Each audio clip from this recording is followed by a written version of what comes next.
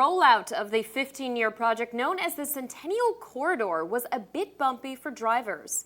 It's been a little more than a month and a half since it opened, and some of the confusion has cleared for drivers. Our Leslie Valle spoke with Caltrans to figure out why it hasn't been a smooth ride at the beginning.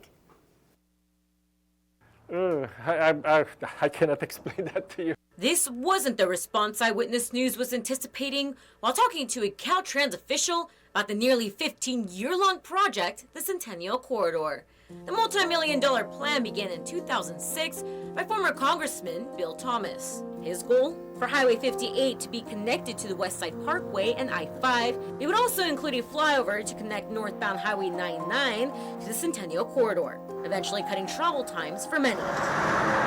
The first day of traffic flow through all routes was on March 8, 2024.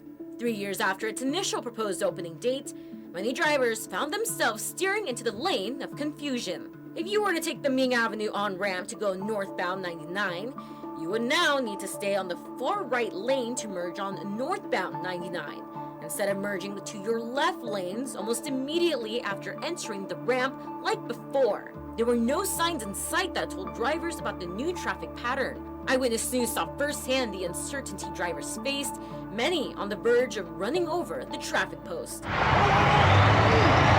Another issue we noticed was for those traveling through the Centennial Corridor wanting to go eastbound on the 58, all you have are signs above indicating the freeway is changing well before the lane split.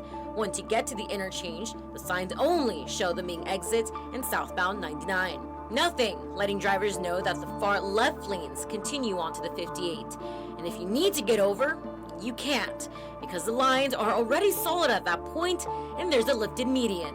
And if that wasn't stressful enough for people learning the new routes, that same day, we also captured multiple signs along the West Side Parkway in the span of about a mile, which directed people to take the Mohawk Street exit to get on Rosedale Highway, the route that had been referred to as the 58 for decades. That same signage stayed up for several weeks before it was finally taken down. On social media, many expressed their confusion when driving through the new project as well, so naturally Eyewitness News reached out to Caltrans, but our emails were left unanswered. Email after email, calls leading to voicemails. It wasn't until a month after the opening that we would hear back from them.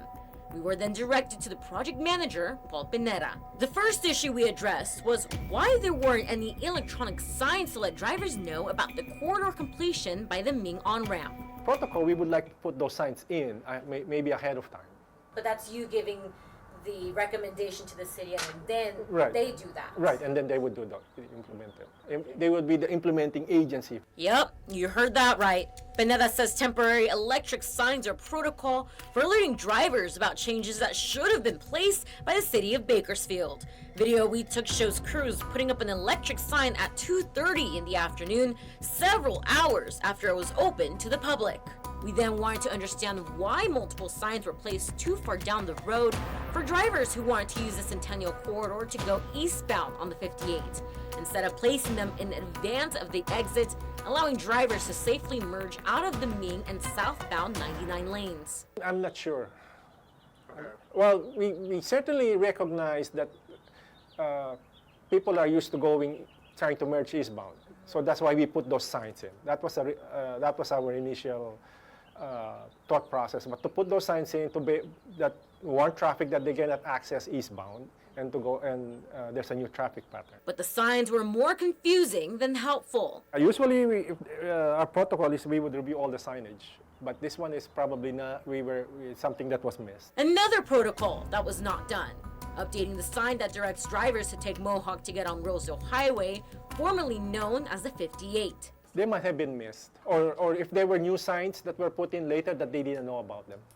How could these protocols be missed for a project that took nearly 2 decades?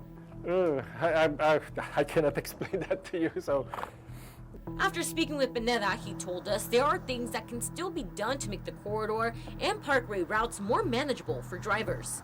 Definitely, I could bring that up to our traffic unit, that they could review the signage and make further recommendations. So bring it up to me, so I will notify our traffic department to, hey, review this area and see if we need an additional signage.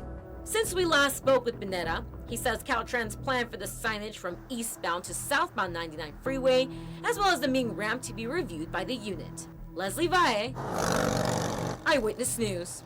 Hi, I'm Rochelle Murcia with Eyewitness News Bakersfield Now on YouTube. Thank you for checking out our YouTube channel where we have tons of great content to choose from.